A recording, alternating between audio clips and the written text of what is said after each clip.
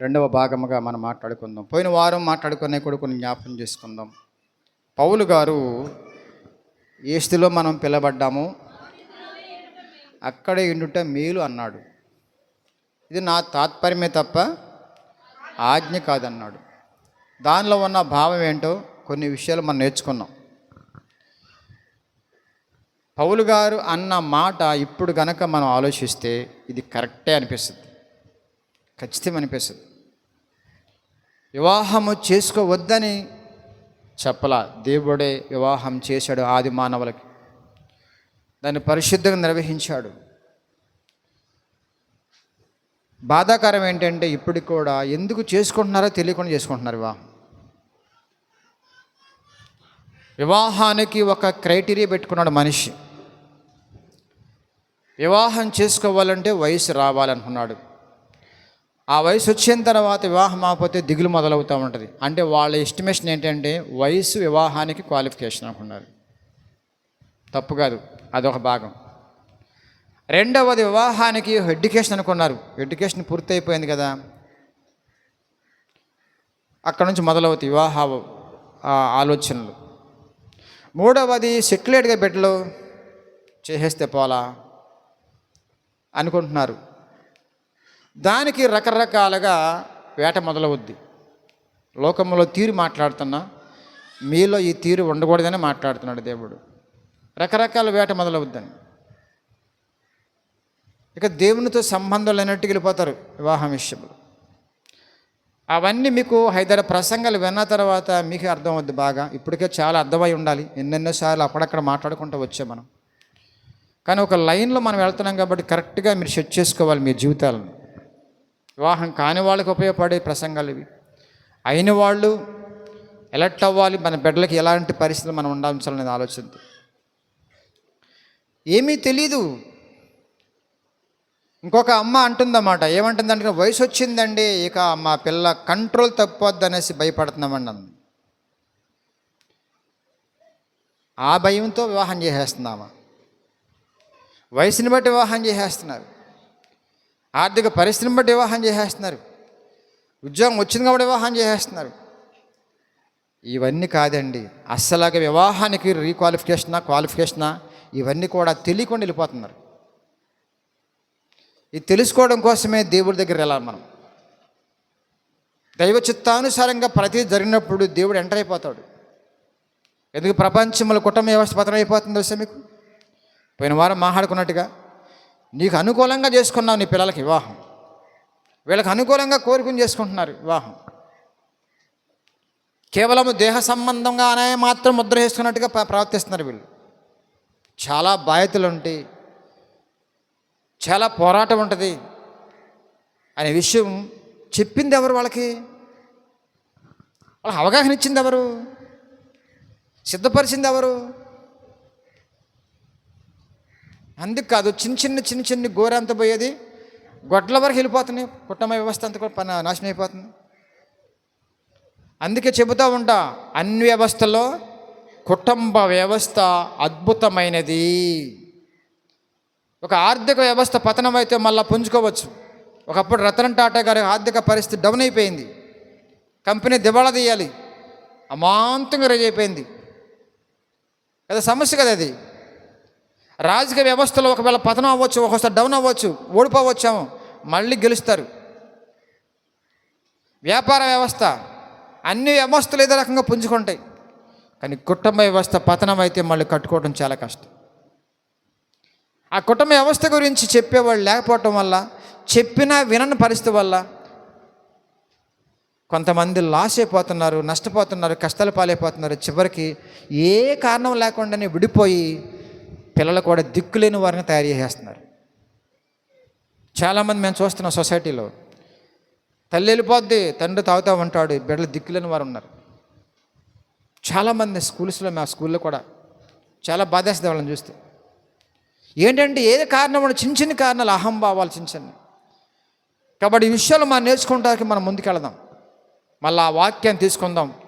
కొరింథీ మొదటి పత్రికలోనే చక్కని మాట తీసుకుందాం, 7వ అధ్యాయంలోనే తీసుకుందాం. మీరు విలువ పెట్టి 22 వచ్చిన 23 కాకుడి అంటూ కిందకు వచ్చిన తర్వాత గమనించండి, మనం ధ్యానించిన అంశంగా కనుక మనం కించుకెళ్దాం. మీకు కలుగు శరీర సంబంధమైన శ్రమలు కలుగును. వివాహము కోరేవంటే, వివాహం చేసుకున్నావంటే శరీర సంబంధమైన కొన్ని శ్రమలు వస్తున్నాయి, ఖచ్చితంగా వస్తవి.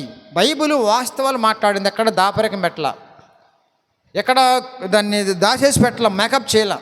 ఇప్పుడు నాకు చాలా ఆశ్చర్యం, సంతోషం ఏంటంటే, ఆదాము ఏదైనా తోటలో తప్పు చేసినప్పుడు ఎవరు తెలిసిందా తప్పు? ఎవరైనా మనుషులు ఉన్నారా? అసలు లేరు కదా. ఆది మానవుడు తప్పు చేసిన విషయాన్ని కూడా బహిర్గతం చేసింది ఎవరో? గ్రంథంలో దేవుడే రాయమన్నాడు, రాసిపడే అన్నాడు, అంతే. మరి దాచేసుకోవచ్చుగా. అలా దాచుకుని నుండి వీళ్ళు మాట్లాడరుగా, మీ గ్రంథంలో ఈ తప్పు ఉంది, ఆ తప్పు ఉంది, ఈ తప్పు ఉంది అని అనరుగా. తప్పును తప్పుగా చూపించిన వాడే నిజమైన పరిశుద్ధుడు. ఆ దేవునికే సాధ్యం అది. నీకు అంత లేదు సీను, ఎందుకని నువ్వు కూడా తప్పులు చేసేవాడివే. దేవుడు బైబిల్ని ఎందుకు వాస్తవాలు మాట్లాడంటే ఆయన పరిశుద్ధుడు, నీతిమంతుడు. అందుకే మన బైబిల్ మీద బురదేస్తారు వాళ్ళు. నేనేమంటానంటే, బైబిల్లో ఉన్న మనుషులు తప్పు చేయొచ్చు, కానీ బైబిల్ రాసిన దేవుడు తప్పు చేయాల. అందుకే దేవుని బట్టి నువ్వు నమ్మాలి తప్ప, దేవుని నమ్ముకున్న మనుషుని బట్టి దేవుని దగ్గర రావద్దు నువ్వు. అది ఫెయిల్ అవ్వచ్చా మోష. క్రైస్తవ్యాన్ని బట్టి, క్రీస్తుని బట్టి నమ్మాలి తప్ప, క్రైస్తవులకు రావాలి తప్ప, క్రైస్తవులను బట్టి నువ్వు క్రీస్తు నమ్మటం కాదు. క్రైస్తవులు ఫెయిల్ అవ్వచ్చా మోష. కాబట్టి ఆదిమ సంఘములు, ఆదిమ కుటుంబం ఫెయిల్ అయింది, కానీ తర్వాత కడపటి ఆదాము ద్వారా కుటుంబాలు కట్టబడుతున్నాయి. అయితే శ్రమలు ఉంటాయని చెప్పాడు. లోకములో కొన్ని శ్రమలు ఉన్నాయి, రకరకాల శ్రమలు. సువార్త కోసం వచ్చే శ్రమలు, నీతి నిమిత్తం వచ్చే శ్రమలు, కుటుంబపరంగా శ్రమలు ఉంటాయి. అది ఏమన్నా రావట్లేదన్నా వాళ్ళు చేస్తానంటే కనుక మీరు ఎత్తలేమన్నా. ఇప్పటికి ఎత్తరుగా, ఎత్తరు. ఎందుకని ఎత్తరు? బైబిల్ చెప్పిందిగా, పెళ్ళైన వాళ్ళు కూడా చెప్పిందిగా. అలాగని పెళ్ళి చేసుకోవద్దా? చేసుకోవాలిగా, కుదరదుగా, చేస్తాంగా. ఎందుకని? ఇంకో రకమైన శ్రమలు వస్తాయి. లేకపోతే ఎప్పటి పరిస్థితులను బట్టి చేసుకోవడం మేలే, కానీ చేసుకోవాలి. ఎందుకు చేసుకోవాలి? అక్కడికి వెళ్దామా? ఎక్కడికి వెళ్దాం? జారత్వములు జరుగుతున్నవి గనుక. ఏ వచనం అది? 7వ వచనమా? 7వ అధ్యాయము చదవండి. ఆయనను జారత్వము జరుగుతున్నవి కనుక అదొక శోధన. ప్రతివానికి సొంత భార్య ఉండాలి. అందుకే ఆ తల్లి ఏం చేస్తుంది? మా అమ్మాయిని ఆపలేకపోతున్నామండి, అబ్బాయి ఉండలేకపోతున్నాడండి, పెళ్లి చేసి పాడేస్తే పోదు. ఇంకా మొదలవుతాయి కొన్ని శ్రమలు. ఒక ఆమె అంటుంది, పెళ్లి చేస్తే తెక్కు కుదురుద్ది. ఇంకా తెక్కెక్కిపోయింది అడిగి. పెళ్లి చేస్తే పిచ్చి కుదురుద్ది అంట, పిచ్చి ఎక్కువైపోయింది. కాబట్టి శ్రమలు లేకుండా ఎలా ఉంటాయి? ఏంటా శ్రమలో? ఇప్పుడు కొంచెం లోతుకి వెళ్దాం. అట్టివారికి చదవమాట, అట్టివారికి శరీర సంబంధమైన శ్రమలు. అండర్లైన్ చేసుకోండి, శరీర సంబంధమైన శ్రమలు. అమ్మ బాగా వినండి, ఇక్కడ అండర్లైన్ చేసుకోవాల్సిన పాయింట్ అది. శరీర సంబంధమైన శ్రమలు పెళ్లి చేసుకున్న వస్తే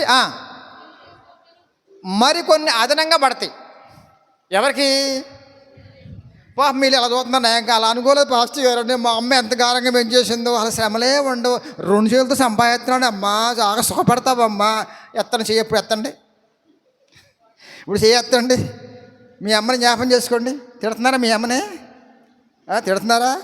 గొడుక్కుంటున్నారా? తిడతారా? మీరు తక్కువలు కాదుగా. మీ అమ్మ చెప్పిందా అది?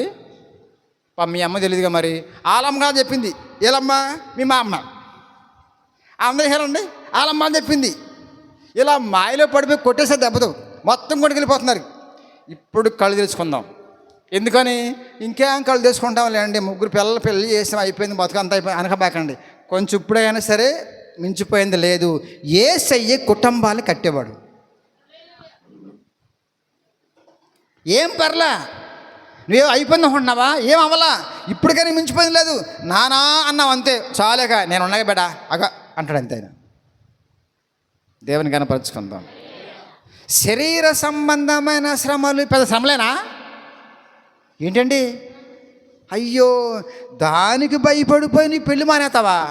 అందుకు పౌలు ఏమంటున్నాడు, ఒకవేళ తట్టుకోలేకపోతే మానిపడాయి, నాలాగా రా, సూపర్ లైఫ్ ఉంటుంది. ఇది పెళ్ళి లేకుండా పౌలు గారు ముందుకు వెళ్తున్న కొద్దీ కిక్కిచ్చిందని లైఫ్. అందుగురించే ప్రభు నందు ఎల్లప్పుడూ అది నా కిక్కు, అది నా బలము. సంఘముతో ఆరాధనలో ఉంటాం, సంఘముతో ప్రార్థనలో ఉంటాం, సంఘానికి వాక్యం చెప్పడం, ప్రజలకు సువార్త చెప్పడం. అబ్బా ఈ మధ్యలో చిన్న చిన్న సమర్థనగా కంపలు ఇటు చేస్తున్నారు, కొట్టేస్తున్నారు, కొట్టుగా నా పని అదే అన్నట్టుగా ఉంది పరిస్థితి ఆయన లైఫ్. జైలు పెట్టావా, ఏముంది పెట్టుకో, అసలు నాకు ఇల్లే లేదు కానీ జైలు దొరికింది, అది కదా ఫీలింగ్ అయింది. నాకు ఇల్లు లేదు, వాకిలు లేదు కానీ జైలు దొరికింది, ఓకే వేసుకో, బండకాయ బిగించుకో, పాటల మానంగా. మీకు అర్థమైందా? పౌలు గారు ప్రాక్టికల్ లైఫ్ పోయిన వారం చెప్పిన దానికి కొంచెం కథనంగా చేస్తున్నా, కరెక్ట్గా చెప్తాను మీకు. ప్రాక్టికల్ లైఫ్ ఏంటైంది? జైల్లో ఉన్నా హ్యాపీయే, అన్నం లేకపోయినా హ్యాపీయే, కొడుతున్నా హ్యాపీయే. లోపల ఆంతరంగా పురుషుడు లోపల పని చేస్తున్నాడు. వచ్చిన శ్రమ దేనికి మొదలన్నమాట? శరీర సంబంధమైన శ్రమలు. లోపల ఉన్నవాడు ఎవరు? పరిశుద్ధాత్మ దేవుడు ఉన్నాడు. దేహానికి దెబ్బలు తగిలినా తగలపోయినా మట్టిలో కరగపోవాల్సిందే, దేహాన్ని బంపలో ఇడిచినకపోయినా మట్టిలో పోవాల్సిందే, దేహం జైల్లో ఉన్న, ఏసీలో ఉన్న, నాన్ ఏసీలో ఉన్న మట్టిలో పోవాల్సిందే. అదేదో కొంచెం అడ్వాన్స్గా ముందు ఎత్తున్నాయి అంతే. వస్తేనని చెప్పాడు కదా దేవుడు, నో ప్రాబ్లం. లోపల ఉన్న పరిశుద్ధాత్మ దేవుని నువ్వేం చేయలేవుగా, నా ఆత్మను టచ్ చేయలేవుగా. కాబట్టి నా ఆత్మతో ఎవరు కలిశారు? పరిశుద్ధాత్మ దేవుడు కలిశాడు. కాబట్టి నా లైఫ్ కిక్కేస్తుంది, సూపర్గా ఉంటుంది లైఫ్. ఆ భావనతో మాట్లాడుతున్న మాటలు ఇవి. అందుకే వాక్యం అర్థం కావాలంటే పరిశుద్ధాత్మ దేవుడు కూడా మనలో పని చేయాలి. శరీర సంబంధమైన శ్రమలు చేసుకున్న వస్తే కొంచెం మోహది ఎక్కువ ఉద్యమం బహుశా. అందు గురించి మీరు తట్టుకోలేకపోతున్నాను అనుకోండి, మానిపడేయండి, నాతో రండి అంటాడు ఆయన. కోని ఇప్పుడు పరిస్థితిని బట్టి నువ్వు మానితే మరొక రకమైన శోధన వస్తాయి కాబట్టి చేసుకో. కానీ ఉంది కదమ్మా, దేవుడు ముందుగా చెప్పేశాడుగా. ఏంటి ఆ శ్రమలు అంటే, ఏమో ఆ శ్రమలు పక్కన పెట్టండి, ఆ శ్రమలను బట్టి నన్ను మర్చిపోతావేమో, అది ఆయన బాధ. మీకు అర్థమవుతుందా? లాజిక్ మాట్లాడుతున్నానా? మీకు అర్థమవుతుందా? ఎక్కడుంది అది? కొంచెం ముందుకెళ్ళండి. పెండ్లి కానివాడు చూడండి, పెండ్లి అవ్వకపోతే నాలాగా దేవుణ్ణే ముందు పెట్టుకుంటాడు. దేవుణ్ణి సంతోషపరచాలి, దేవుని ఆశ తీర్చాలి, దేవుని కోరిక తీర్చాలి, దేవుని ఉద్దేశం నెరవేర్చాలి, దేవుడు కోరుకున్న రీతిలో ఉండాలి అని తపన పడతాడు. ఒకవేళ అడ్డంగా వచ్చిందనుకో భార్యమణి గారు, భార్య వచ్చిన తర్వాత ఇప్పుడు ఏమైందమ్మా? బ్రేక్ పడింది. ఏం బ్రేక్ పడింది? నా బంగారమా, నా ముద్దులు రాణి అంటా ఉన్నాడు. ఇక పర్లేదండి, తప్పేం కాదు. పెళ్ళి వద్దంట్లాడా? అమ్మో ఎంత లాజిక్ మాట్లాడుతున్న పౌరు గారు. అక్కడ పాము, దాన్ని ఏమంటారండి, కర్ర విరనివట్లా, అది పోనీ స్ట్రాంగ్గా చెప్దామంటే నువ్వు అక్కడ పాడైపోతావు, వద్దందామంటే ఒక బాధ, అవునంటే ఒక బాధ. ఈ రెండింటి మధ్యన నిర్ణయం నీది అంటున్నాడు ఆయన. తక్కువడేం కాదు పౌలు గారు. మరి దేవుని నమ్ముకున్న బిడ్డ తక్కువలేం కదా మనము. మన వాయిస్ అలాగుంటుంది. పౌలు గారు అంటాడు, శ్రమలు వస్తాయి, అప్పుడు కన్నా బెదిరి ఆగావా? నువ్వు ఆగవు, నువ్వు దూకేసావు, నాకు పెళ్ళి కావాలి, ఓకే వెళ్ళావు కదా. వెళ్ళిన తర్వాత వచ్చే మార్పు ఏంటంటే ఏసే పక్కెళ్ళిపోతాడేమో. పక్కెళ్ళిపోయిన తర్వాత ఏమంటావు? అమ్మో. అందుకే పెళ్ళైన తర్వాత గుళ్ళు కనపడరు చాలామంది. కనపడతారా? పోనీ పెళ్ళైన తర్వాత కనపడిన పిల్ల పుట్టినప్పుడు కనపడతారా? పిల్లలతో కుదరట్లేదండి, మొన్నే పెళ్ళి అయిందండి, అప్పుడే పెళ్ళి గుడి అంటే ఎలాగండి? స్టార్ట్ అయిపోయింది ప్రాబ్లం. దేవుని ప్రాబ్లం అదే. శారీరక శ్రమలు అంటే ఏంటి గమనించండి. కొంచెం ముందెళ్తే అన్నీ వస్తాయి చెప్దాం. అసలు సమస్య ఏంటి? దేవునికి దూరం అయిపోతావు, శోధన మొదలైపోతుంది. కాబట్టి పెళ్లి చేసుకోకపోతే నన్నే చూస్తావు నువ్వు, పెళ్ళి అయితే ఆమెను కూడా చూస్తావు. అలాగని పెళ్ళి వద్దనా అపార్థం చేసుకుంటే చాలామంది ఈ విషయాలు. పెళ్ళి అయిన తర్వాత మీ ఇద్దరు కలిసి యేసుని ముందు పెట్టుకోవాలి. దేవుని కనపడండి ఒకసారి. అయినా సరే దేవుని కొంచెం తక్కువ చేస్తామనేసి ఆయనకు ఉండే బాధ ఆయనకు ఉంది. అరే గాలి ఇచ్చింది నేనే, నీరు ఇచ్చింది నేనే, పెళ్లి చేసింది మొత్తం అన్నీ ఇచ్చింది నేనే, కానీ నన్ను ఘనపరుస్తూ ఆమెతో కాపురం చేయాలని దేవుని యొక్క వాక్యం సెలవిస్తుంది కదా. ఇంకా ముందుకెళ్ళి కొంచెం అటువలనే పెళ్లి కాని స్త్రీయు కన్యకయు ఎంత పీరుగా ఉండొచ్చు ప్రవేశమై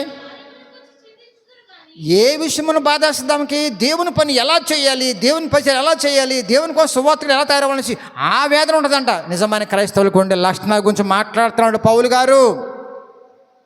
ఇప్పుడు ఈ సంఘాలు ఉందా అంటే కనుక లేదు, చెప్పేవాళ్ళు లేరుగా.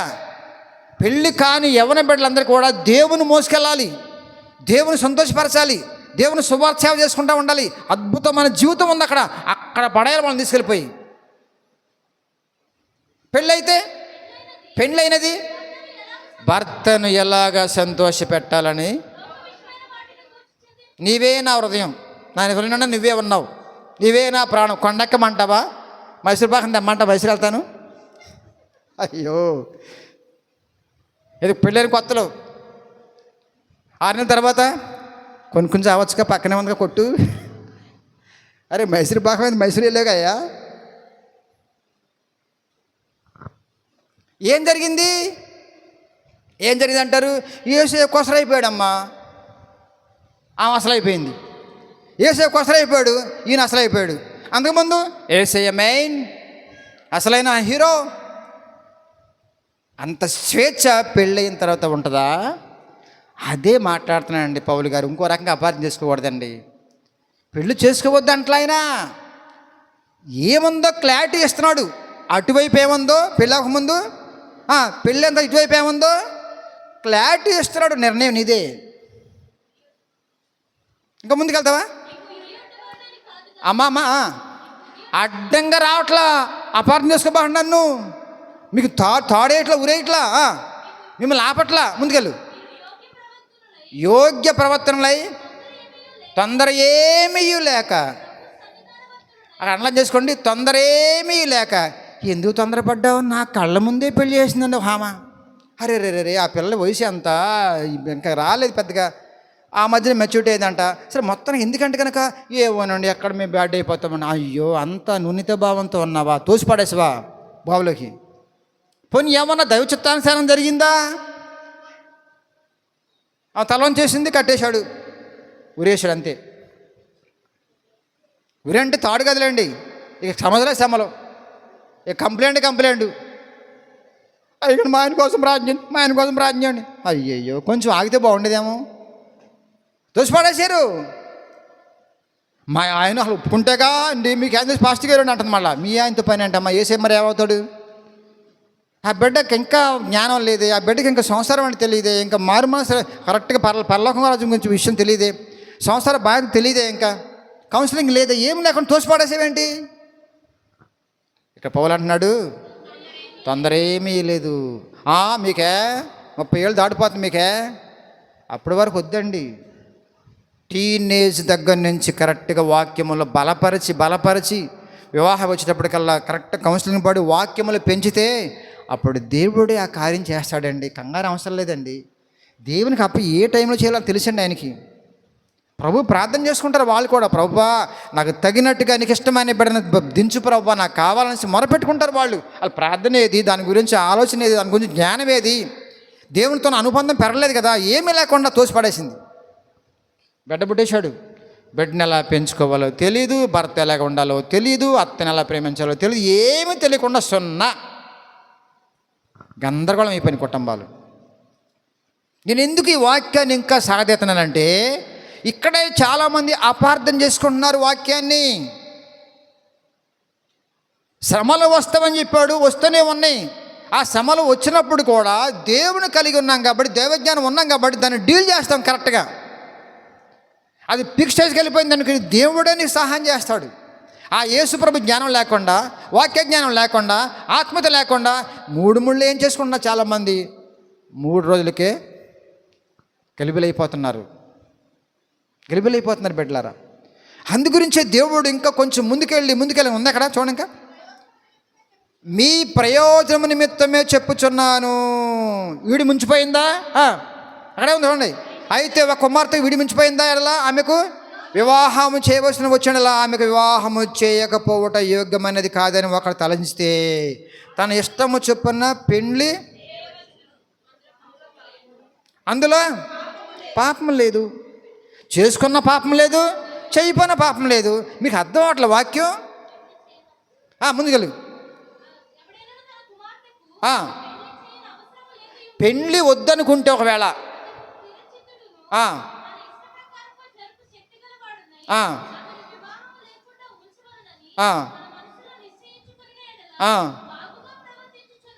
ఒక్కసారి ఆగుదామమ్మా.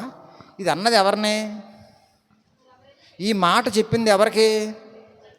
మాట్లాడాలి మీరు. అంత మాకు విన్నారు మీరు? ఆ మైకులు లేవు, ఇంకో మైకులు లేదామంట. వాక్యం బాగా వినండి. తండ్రికి సలహా ఇస్తున్నాడు పౌలు గారు, గమనించండి. ఏమంటున్నాడు? ఒక్కవేళ దృష్టిలో వివాహం చేయకపోతే బెటర్ అనుకుంటే అతడు స్థిర చిత్తుడు అంటే అర్థం ఏంటి? దేవునిలో స్థిరమైన మనసు కలిగి, వాక్య జ్ఞానము కలిగి, రాకడ సిద్ధపడే ఎనర్జీ లెవెల్లో ఉన్నవాడైతే తన ఇష్ట ప్రకారము ఎలా జరుపుతాడండి? తన ఇష్టం ఎందుకు అయింది? వివాహం ఏం సంబంధించింది కదా. దాని భావం ఏంటి చెప్పండి ఒకసారి. దాని భావం ఏంటి? నీ బిడ్డలు నీ కంట్రోల్లో ఉంచుకుని పెంచాలి ఆత్మీయతలో. తల్లిదండ్రులు డిసిషన్ తీసుకున్నారంటే నా మేలు కొరకే అన్న రేంజ్లో పెంచాలి పిల్లల్ని. ఎంత బుడతడాడు నువ్వు లెక్క అనకూడదు. అన్నదంటే ప్రమాదం, నువ్వే తప్పు చేసింది. నా లైఫ్ ఏంటో అనుభవపూర్వకంగా మా అమ్మగారు మా నాన్నగారు నా గురించి ఎక్కువగా ఆలోచన చేసేవాళ్ళు ఉన్నారు అన్న రేంజ్లో పిల్లల్ని ఆత్మీయతలో పెంచాలి మీరు. ఐ లవ్ యూ, బాగున్నావా అని వస్తాడు కింద ఇంటికి. అయిపోయింది బడాయి. వెళ్ళిపోయింది అమ్మగారు, వెళ్ళిపోయాడు అయ్యగారు. అరే మా నాన్న మా అమ్మ అనుభవాలు ఉన్నాయి, వాళ్ళ అమ్మ నాన్నతో అనుభవాలు కొన్ని ఉన్నాయి. ఇవన్నీ కూడా రంగరించి పోసి దైవజ్ఞానం ఉంది వాళ్ళకి. దైవజ్ఞానుసారంగా వాళ్ళు నిర్ణయం తీసుకుంటారు. ఎలాంటి వాళ్ళని ట్యూన్ చేయరు. నాకు వాళ్ళకి 90% తెలుసు, 10% నాది అన్నట్టుగా వాళ్ళని పెంచగలిగితే మీరు ఈజీ అవుతారు. అది అక్కడున్న పాయింట్. తల్లులారా, తండ్రుల గమనించండి. మీ ఆత్మీయ జ్ఞానం ముఖ్యము, తర్వాత మీ సాక్ష్యం ముఖ్యం. అప్పుడే మీ బిడ్డ మీ కంట్రోల్లో ఉంటారు. మీరు స్లిప్ అవుతూ ఉంటే వాళ్ళకి దారి ఎక్కడ చూపుతారు మీరు? వాడు మరొక దారి వెళ్తాడు. నువ్వు లెక్క ఏంట్రా అమ్మని కొడుతున్నావు, నువ్వు లెక్క గయ్యాల గంపలాగా ఉన్నా మా నాన్నతో, మీరు లెక్క, మిమ్మల్ని సలహా అడగాలి నేను, మీకన్నా బెటరే అనేసి ఐ లవ్ యూ అంటాడు వెళ్ళి పడిపోయి ఎవరినో ఒకరిని. అయిపోయింది పడాయి. అంత అవసరమా? దేవుని ప్రణాళిక అంతా కూడా చింపాతో పడేసరి మీరే. చాలామంది నన్ను పెళ్లి చేయమని కోరారండి, నేను చేయనని చెప్పా. లవ్ మ్యారేజ్ అంట. నువ్వు చేసుకునే పెళ్ళికి నేను ఎందుకు వెళ్ళాలి? చేసుకో. చాలామంది డబ్బు చేస్తారు అందరు కూడా. కాళ్ళని కూడా ఇద్దరు మీరు పెళ్ళి చేయనని చెప్పా. నేను పెళ్ళి చేసే పాస్టర్ని కాదు, పరలోకం వెళ్ళాలి మీరు, కుటుంబాలు కడతా నా ప్రభు యొక్క జ్ఞానం వల్ల. దానికి ఉపయోగించుకోండి. ఎంత అద్భుతమైన వాక్యం అండి ఇది. స్థిర చిత్తులై ఉండి మీరు దేవుళ్ళ స్థిరంగా ఉండి బలంగా ఉండి మీ సాక్ష్యం అద్భుతంగా ఉంటే నీ పిల్లలు గడగడ వణుకుతారు. వాళ్ళు అనుకోవాలన్నమాట, మా నాన్న మా డాడీ ఏం పర్లా, నాకు ఎప్పుడు చేయాలో ఎలా చేయాలో ఎలాంటి అమ్మాయిని ట్యూన్ చేస్తారు. దైవజ్ఞానం వాళ్ళకు చాలా ఉంది. నేను ప్రార్థన చేసుకుంటాను నా పని అంతవరకు. దేవుడే నా తల్లిదండ్రుల ద్వారా ఒక చక్కని అద్భుతమైన సంబంధాన్ని చూస్తాడు అనే ఆలోచనలో ఉంచేటట్టుగా మీరు పెంచగలుగుతున్నారా? మళ్ళీ అంటారు, యారా మేమేమైపోయామరా, ప్రేమించావంట, మధ్యలో వచ్చిందా? ఈ క్వశ్చన్లు ఎందుకు వేస్తున్నావు ఎక్స్ట్రా? మళ్ళా చేస్తూ నువ్వేగా, నీ వల్లగా పాడైపోయిందాడు. దైవజ్ఞానం వద్దు, సాక్ష్యం వద్దు, ప్రేమ వద్దు, ప్రార్థన వద్దు, సంఘం వద్దు. పిల్లల్ని దేవుళ్ళో పెంచాలి. మంచి నిర్ణయాలు తీసుకునే అద్భుతమైన యూదులుగా ఉండాలి వాళ్ళు. చూసి పడేస్తావా? లేకపోతే వాడే దుహేతాడు. తర్వాత మీరేమంటారంటే, ఇలా అనుకోలేదు పాస్టర్ గారండి. మరేమనుకున్నావు బాబు? ఉడికి రావటమే కష్టం అంట. పిల్లలేమో అద్భుతంగా తయారవుతున్నారు ఇక్కడ, వీళ్ళు మాత్రం ఇంట్లో ఉంటారు సోమరపోతుల్లాగా. చూడండి, శనివారం ఎప్పుడు వస్తారు? ముందు పిల్లలు వచ్చేస్తున్నారు, వీళ్ళు సోమర్లో వస్తున్నారు సోమర్లాగా. ఏంటి ఇదా? మీరు మార్గదర్శకులుగా ఉండి ఏంటో టైం అయిపోయింది పదండా అనేసి బెత్తం పట్టుకు లాక్కే వాళ్ళని, కానీ వాళ్ళు ముందు వచ్చేస్తున్నారు. మీరు సలహా ఇస్తారు వాళ్ళకి? మీరు చెప్పగలరా? అన్న విషయంలో ఫెయిల్ అవుతారు మీరు. మీ మాట అన్నాడు. ప్రవర్తన విషయంలో ఫెయిల్ మీరు మాట అన్నాడు, పెళ్ళి కొన్ని మాట అండు, అయిపోయింది. తండ్రి ఎలా ఉండాలమ్మా? స్థిరచిత్తుడై ఉండాలి దేవునిలో. ముందుకెళ్ళు అక్కడ నుంచా. శక్తి అంటే ఏంటి? అనలా చేసుకోమాట. ఏ శక్తి ఇది? ఏ శక్తి? గమనించండి, వచ్చే కోడలు కానీ అల్లుడు కానీ శరీర సంబంధమైన సమస్యలు కొన్ని వస్తామంటే అవి కూడా తట్టుకునే అంత శక్తి గలవాడవై సిద్ధపడితే వివాహం చేయి. దానికి నువ్వు సిద్ధపడాలి. దీనికి రాబోయే కోడల కొరకు, రాబోయే అల్లుడు గురించి నువ్వు ప్రిపేర్ అవ్వాలి. ఎస్, ఉంటే శరీర సంబంధమైన శ్రమలు కొన్ని కుటుంబాల్లో ఉంటే నీ మైండ్ వాళ్ళకు ఉండదు, వాళ్ళ మైండ్ నీకు రాదు, ఇద్దరు కోరిలేషన్ అవ్వదు. అది చేసేవాడు వేసే అక్కడే ట్యూన్ చేసేస్తాడు. అందుగురించే ఇప్పటి నుంచే మీ కుటుంబ ప్రార్థన లేకపోతే వాడి వివాహానికి మీరు సిద్ధపడే కౌన్సిల్ మీరు ఇవ్వలేరు. తర్వాత నుంచి కుటుంబ ప్రార్థన లేకపోతే సెట్ ఎవరో కోడలు అల్లుడు. కనీసం మినిమం ఆ జ్ఞానం కూడా చాలామంది క్రైస్తవులకు. ఒకటి స్థిరమైన పరిస్థితి ఉండాలి. మూడోది శక్తి కావాలి. ఏ శక్తిది? ఎస్, ఓర్పు, సహనము, తగ్గింపు, దైవ జ్ఞానము. నా బిడ్డలందరికీ కూడా వచ్చిన వాళ్ళు నా బిడ్డలే అన్నట్టుగా అద్భుతమైన జ్ఞాన సంపత్తి కొన్ని శక్తి అది ఉందా నీకు? ఇదండి క్వాలిఫికేషను. పెళ్ళి చేసే వాళ్ళకి, పెళ్ళి చేసుకునే వాళ్ళకి క్వాలిఫికేషన్ ఇవే.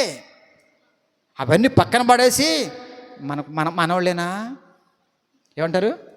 మనోళ్ళేనా? సేమ్ టు సేమేనా? సేమ్ టు సేమే. అది పందే ఇది పందే, సరిపోయింది. సేమ్ టు సేమే. మరి పంది పెళ్ళి చేయాలిగా. సేమ్ టు సేమ్ కాదండి బ్రదరు అని ప్రభువు నమ్ముకున్నారండి. మరి మీరు అని గుడికి వెళ్ళరండి, కుదరదు. పందికి గొర్రెకి పని కుదరదా పెళ్ళి? పందికి గొర్రెకి కుదరదా పెళ్ళి? కదా, గొర్రె చేసుకోవాలి, పంది చేసుకోవాలి. రోత బతికేసి పెళ్ళిళ్ళు కూడా రోతే. చెప్పకపోయిన వారం ఘనమైన కార్యము ఫ్లెక్సీ. ఈ పాస్టర్కి బుద్ధి ఉండదు, చేసేవాడికి బుద్ధి ఉండదు. అందుకే ఈ మధ్యకాలంలో ఎంక్వైరీ చేస్తున్నా, ఈ కట్నం తీసుకున్న బ్యాచా, కట్నం తీసుకున్న బ్యాచా అంటే వేరే వాళ్ళు మన సంఘం గురించి మాట్లాడలేదు. కొంతమంది అడుగుతున్నారు లేండి అప్పుడప్పుడు, ఏం చేద్దాం? నేను ఒకటే అంటున్నా, పేదవాళ్ళైతే నేను పెళ్లి చేస్తా, కానీ ఏమొద్దు, ప్రభుత్వం ఉండాలి. మీరు అత్తలకి, మామలకి, తల్లికి, తండ్రికి ఉండవలసిన క్వాలిఫికేషన్ ఏంటమ్మా? స్థిర చిత్తుడును, శక్తి గలవాడు, వాక్యం యొక్క బలము, సాతాను జయించే బలము, నీ సాక్ష్య బలము ఉందా నీ బిడ్డలకి? తోసి పడేసావా? అది ప్రార్థన చేసింది ఎవరు? ఏడుచుకుంటా నా బిడ్డలు మార్చి ప్రభా అని ఏడిచింది ఎవరు? ప్రార్థన చేశారు చైన్ ప్రేయర్లో. సంతోషం, అలా ఉండాలి ప్రార్థన. చేతులు కాలిపోయినాయి, ముందుకు దోహేస్తారు ఇద్దరు కలిసి. ఇప్పుడు ఏడుస్తున్నారు, తప్పదు, ఇప్పటికైనా ఏడుతున్నారు. తీసుకురండి, అక్కడ పడేయండి. ఏడుతూ మారాళ్ళు, వాక్య జ్ఞానం అందించండి. ఏడుస్తే మారరు, మీరు ఏడుతూ మారుతారు. వాళ్ళు వాక్యం వెళితే మారుతారు. వాక్యమే వెలుగు, వాక్యమే సత్యము, వాక్యమే నీ కుటుంబాన్ని కట్టే బలమైన ఆయుధం. ప్రార్థన ఉద్దేశం కోరదు. కొంచెం ముందుకెళ్తాం ఇంకా. కాబట్టి తన కుమార్తె పెళ్లి చేయవాడు బాగుగా ప్రవర్తిస్తున్నాడు. సూపర్. చెయ్యనివాడు కూడా మరి బాగుగా అంటే ఏంటి? మీరు బాధపడబాకండి, పెళ్లి చేస్తాం. మా పరిస్థితి ఏంటో అనుకుంటారు. మా సల్మా, మా లిఖితమ్మ, మా వీళ్ళందరూ కూడా ఏం పర్లేదు మీ అందరం ఉన్నాం, బేగం ఇక్కడే ఉంది, మేము చేస్తాం ఏదో రకంగా. అమ్మ తల్లారా, డోంట్ వర్రీ, తప్పదురా, మేమున్న దానికోసమే. ఎందుకంటే పరిస్థితులు బాగోల.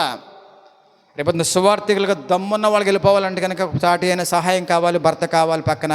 ఎందుకంటే ఆ రేంజ్లో మీరు ట్యూన్ చేసుకోవాలి. ప్రార్థన చేయండి, మేము ఉన్నాం. వరి అవ్వద్దు. ప్రస్తుత పరిస్థితిని బట్టి వివాహం అవసరమే. ఎందుకంటే జారత్వములు, ఎందుకంటే బలహీనతలు, శోధనలు ఎక్కువైపోయినాయి, తట్టుకోలేరు మీరు. కాబట్టి ఒకవేళ ఉన్నారా, బిజీ అయిపోయిన దేవుని సేవలో, అది ఇక్కడ అంత పరిస్థితి ఇక్కడ లేదు. శరీరం సహకరించదు, ఒక్కోసారి లాగేస్తుంది, పీకేస్తుంది, గలిబి అయిపోతాం. కాబట్టి రెండింటినీ మాట్లాడుతున్నాడు బొమ్మ బొరుసులాగా. కాయిన్స్ రెండు వైపులా ఉన్నట్టుగా మాట్లాడుతున్న సౌలు గారు, పౌలు గారు. కాబట్టి నీ ఇష్టం అది, కానీ నీకు శక్తి ఉందా? కానీ స్థిరమైన మనసు ఉందా? చేసే తల్లిదండ్రులకి, రాబోయే అత్తమామలకి మీకు అంత జ్ఞానం, అంత బలం ఉంటే ఈజీగా అయిపోతున్నాయి అన్నీ కూడా, పనులన్నీ కూడా. టఫ్గా ఫీల్ అవ్వు. అదే పెద్ద బండలాగా మీరు ఫీల్ అవుతారండి. వివాహం అయిపోతే ఏమైపోద్దో ఈజీ చెప్తున్నారు. ఈజీగా ఎవరు చెప్తున్నారు? పౌలు గారు. ఈజీ, ఏం నో ప్రాబ్లం. ప్రభు అన్నాడు, ప్రభుతో పోతే చేసారా సూపర్గా, ఇంకా ఫ్రీగా ఉండొచ్చు ప్రభులో. ఎందుకంటే కుటుంబ అధిపతి యేసయ్య కదా, ఆ జ్ఞానంతో పెంచావుగా, స్థిర బుద్ధి ఉంది కదా. కాబట్టి అటువైపు వాళ్ళు ఇటువైపు వాళ్ళు ఏం కలిగి ఉండాలి? అమ్మ బాగా ఏం కలిగి ఉండాలి? స్థిరమైన మనసు, ఇంకోటి శక్తి. ఈ రెండు ఉంటే సూపర్గా ఉంటారు పిల్లలు. ఈ రెండు నీకు ఉండవు, వాళ్ళకి ఉండవు. పీకిలాట్లే రోద, గుణగుణ ధనులు, పిల్లలు బుడ్డుకొని అంత లోపల మాత్రం కంపు, పైకి మాత్రం ఇంపు. ఆదివారం ఏంటంటే మేమందరం హల్లెలూయా వేస్తే మహిమను వచ్చాం కదా, మేము మంచోళ్ళమండి. నట్టన్నా ఒకసారి ఇంటికి వెళ్తే, విజిటింగ్కి వెళ్తే గోళన పడుతుంది. ఏంటి టీవీ అనుకున్నాను. టీవీ కాదు, తలుపులు వేస్తున్నారు వాళ్ళు. అమ్మ ఒక రకమైన గోల కదండి. అక్కడ నుంచున్న పడుతుందా, వెంటనే డోర్ కొట్టా, కమ్. నేను అనుకున్నాను టీవీ కట్టేసారు అనుకున్నా. కట్లా, నోరు కట్టిన నోరు, టీవీ నోరు కట్టలా, వీళ్ళు నోరు కట్టేసేసి వందలు ఫాస్ట్ గారండి, ఎవరికి వాళ్ళ పిక్క బాగా కూర్చున్నారండి. మాటలు ఏంటమ్మా సీరియల్లో అని గొడవ వచ్చిందంటే కనుక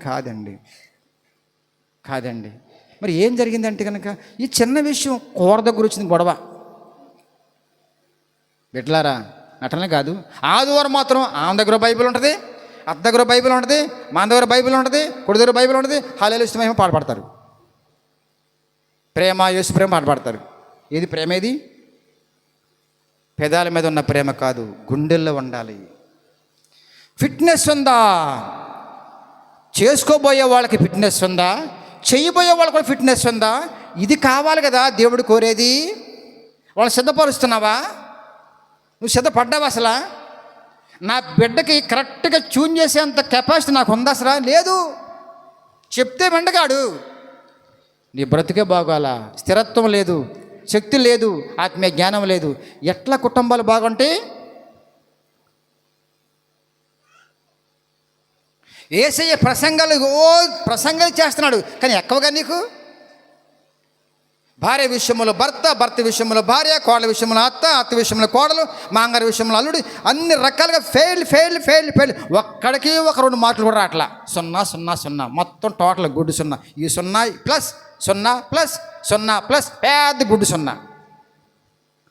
ఎవడండి మాదిరి? క్రైస్తవ కుటుంబాలు తగలబడతా ఉంటే ఈ ప్రపంచంలో ఉన్న అన్యులకి ఎవరండి మాదిరి? 2 పిల్లలండి. 2 పిల్లల్ని దేవుళ్ళు పెంచలేని చేతగాని వాడుగా ఉండి కబుర్లు చెప్తావు బయట. వాళ్ళ రేంజ్ ప్రకారం, వాళ్ళ వయసు ప్రకారం దేవుని జ్ఞానం ఇవ్వకుండా చేతగాక కబుర్లు చెప్తావు బయట. ఒక ప్రార్థన లేదు వాళ్ళకి, వాక్య జ్ఞానం లేదు, భయం లేదు, ఒక భక్తి లేదు. ఏ ఊహించి నువ్వు కన్నావు? ఏ ఉద్దేశం దేవుడిని కడుపునేశాడు ఆయన్ని? అసలు ఎలాంటి బహుమానం అనుకుంటున్నాడు ఆయన? ఎలా మురిసిపోతున్నాడు? ఎంత మురిసిపోయి ఉంటాడో గర్భంలో ఉన్నప్పుడు. ఒక చక్కని జీవని ఇస్తున్నా నా బిడ్డకి, అలా నా బహుమానంగా పెంచి బిడ్డ అని చెప్పాడు కదా మా వాక్యంలో. ఏమైపోయిన వాక్యాలు?